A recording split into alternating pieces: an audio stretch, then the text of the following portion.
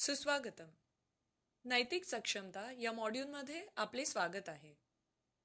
या मॉड्यूलचा उद्देश तुम्हाला नैतिक सक्षमतेच्या उभारणीसाठी मदत करणे आणि तुमच्या वैयक्तिक तसेच व्यावसायिक आयुष्यात यशस्वी होण्यासाठी काही मूल्यांचा विकास करण्यास हातभार लावणे असा आहे. या मॉड्यूलमधील पहिल्या प्रकरणाचे नाव प्रस्तावना आहे.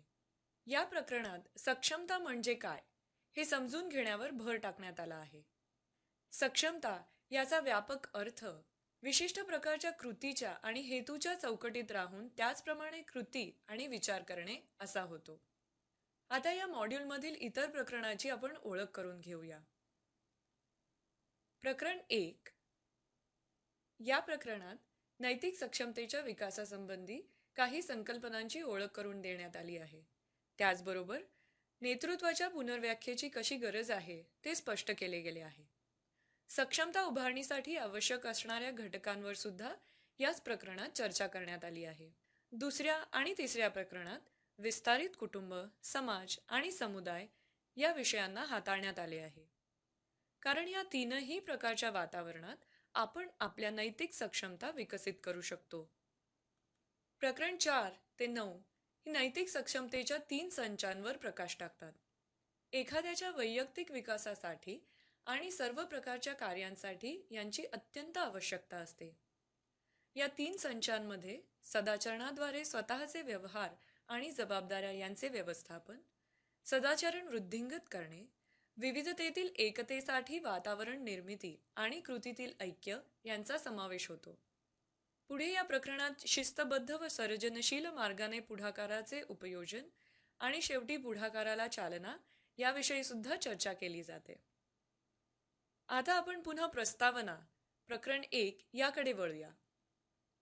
पहिल्या प्रकरणाच्या सुरुवातीस मानव जातीची सद्यस्थिती आणि प्रस्तुत 2 समांतर प्रक्रिया यावर चर्चा केली जाते. यामधील पहिली प्रक्रिया म्हणजे पूर्वीच्या खंडित जगाची आणखीन विघटनाची प्रक्रिया व दुसरी म्हणजे साकारत असलेल्या जागतिक संस्कृतीचा उदय. पुढे या प्रकरणात असे स्पष्ट केले आहे की सामाजिक विघटनाचे विघातक परिणाम जाणवू लागल्यावर आपण समाजात नक्की काय चुकते त्याची तात्काळ कारणे शोधण्याचा प्रयत्न करतो. या कारणांमध्ये साधारणतः राजकारण व्यवस्था, शिक्षण व्यवस्था किंवा केवळ मानवी स्वभाव अशी सोपी उत्तरे असतात. पण असा सोपी उत्तरे शोधण्याचा दृष्टिकोन मानव जातीसमोरील हजारो प्रश्न सोडवण्यास अपुरा आहे. आणि म्हणूनच या प्रश्नांची स्थिर उत्तरे शोधण्यासाठी आपण आपली शक्ती व आपले प्रयत्न केंद्रित केले पाहिजेत. बदल तर घडवायचा आहे, परंतु एक मूलभूत प्रश्न असा आहे की हे अत्यावश्यक बदल नक्की कोण घडवून आणणार? तर या अपेक्षित बदलाच्या प्रक्रियेमध्ये सर्व मानवजातीने सहभागी झाले पाहिजे असे या प्रकरणात स्पष्ट केले आहे. मात्र अपेक्षित बदल घडवून आणणे हे लोकांच्याच हातात आहे असे केवळ बोलल्याने आपोआपच तर रूपांतर होणार नाही, कारण या संदर्भात अनेक प्रश्न आहेत. काही त्यातले प्रश्न म्हणजे पृथ्वीवासी ही प्रचंड जबाबदारी पेलण्यास तयार आहेत का? नवी संस्कृती निर्माण करण्यासाठी कोणती मार्गदर्शक तत्वे असायला हवीत?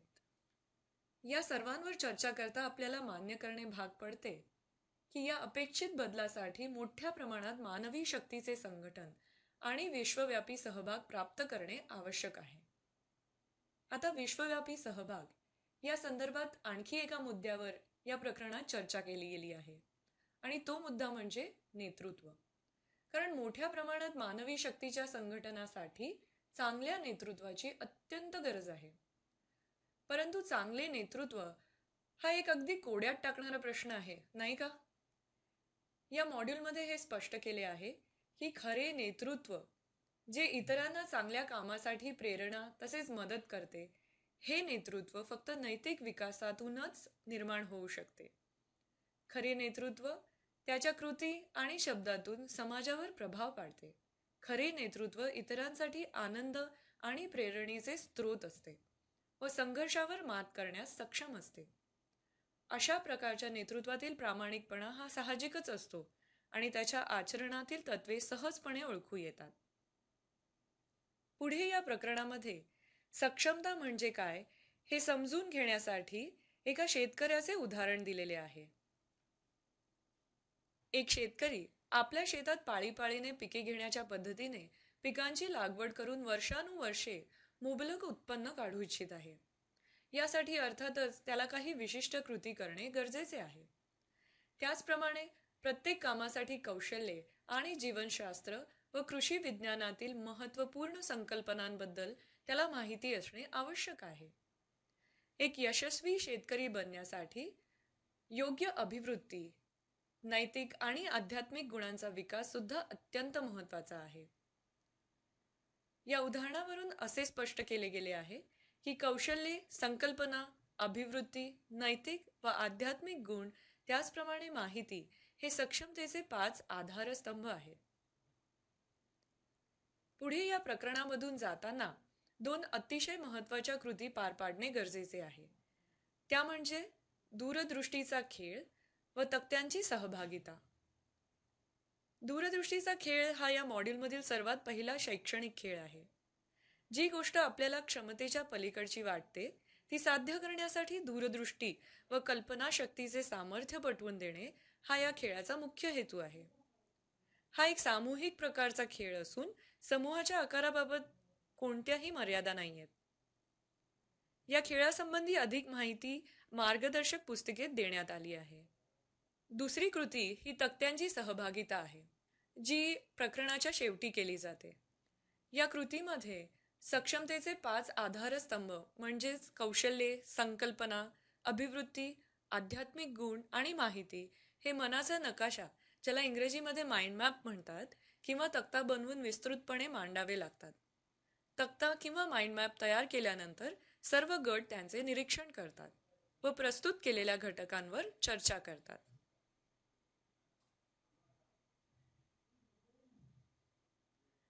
प्रस्तावना या प्रकरणाची ओळख येथे संपलेली आहे. धन्यवाद.